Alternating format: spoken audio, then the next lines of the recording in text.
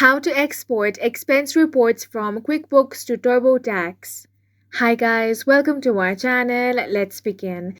Now, the feature of sending your QuickBooks online data directly to TurboTax is not available. However, you can convert your QBO data into QuickBooks desktop file first and then transfer it. If you don't have QBDT, you can download the trial version of it by visiting the official website of QuickBooks Desktop or accessing the link of Download a Trial of QuickBooks Desktop. To convert your data, download the migration tool in QuickBooks Online, export your QuickBooks Online data, run the QuickBooks Desktop migration tool, check if the data exported matches.